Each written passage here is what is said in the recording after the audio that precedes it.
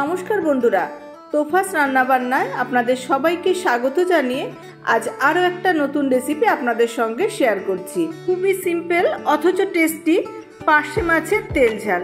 রেসিপিটা ভালো লাগলে লাইক করবেন, সকলের সঙ্গে শেয়ার করবেন, আর নতুন বন্ধু হয়ে থাকলে চ্যানেলটাকে সাবস্ক্রাইব করে আমার পাশে থাকার অনুরোধ রইল। প্রথমেই গ্যাসে কড়াই বসিয়ে দিয়ে কিছুটা সর্ষের তেল দিয়ে দিয়েছি, আর তেলটাকে খুব ভালো করে গরম করে নিয়ে আগে থেকে পার্শে মাছগুলোকে ধুয়ে পরিষ্কার করে নুন হলুদ মাখিয়ে রেখেছিলাম, সেই মাছগুলোকে দিয়ে দিচ্ছি।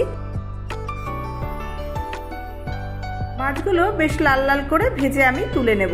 মাছগুলো লাল লাল করে ভাজা হয়ে গেছে, আমি সব মাছগুলোকে তুলে নিচ্ছি।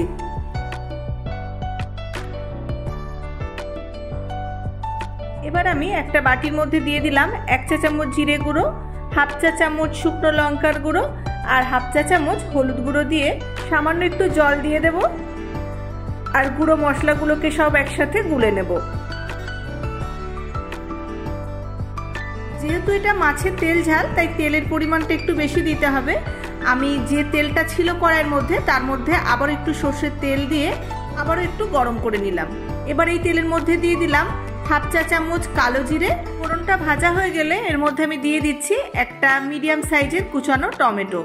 টমেটোটা অল্প একটু নাড়াচাড়া করে নিয়ে এর মধ্যে দিয়ে দেব আন্দাজ মতো নুন। নুনটা দিয়ে দিলে টমেটোটা খুব তাড়াতাড়ি মজে নরম হয়ে যাবে। নুন দেওয়ার পর 2-3 মিনিট মতো একটু নাড়াচাড়া করে নিলেই টমেটোটা বেশ সুন্দর গলে যাবে। দেখুন টমেটোটা একদম গলে গেছে।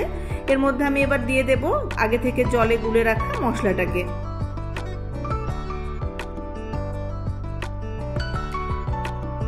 এর মধ্যে আমি মশলার বাটিটা ধুয়ে অল্প একটু জলও দিয়ে দিচ্ছি। এবার নেড়েচেড়ে মশলাটাকে খুব ভালোভাবে কষাতে থাকবো, যতক্ষণ না মশলা থেকে তেলটা রিলিজ হয়ে যাচ্ছে।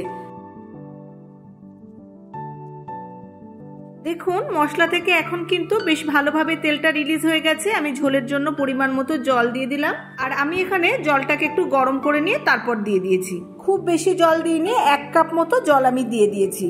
এখন নেড়েচেড়ে মশলার সাথে জলটাকে বেশ ভালো মতো মিশিয়ে দিয়ে আমি ঝোলটাকে একটু ফুটিয়ে নেব। এখন ঝোলটা বেশ ভালো মতো ফুটে গেছে। আমি এর মধ্যে একে একে ভেজে রাখা মাছগুলোকে দিয়ে দেব।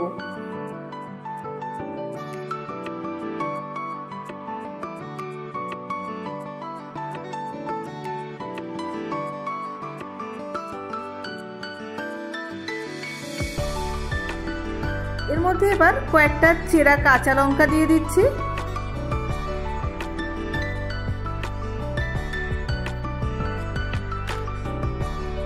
আর দিয়ে দেব কিছুটা কুচনো ধনেপাতা।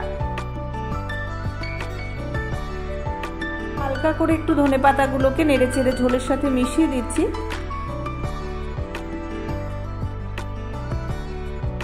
এবার একটা ঢাকা দিয়ে দেবো, গ্যাসের ফ্লেমটাকে একদম লোতে করে রেখে 3-4 মিনিট মতো রেখে দেব।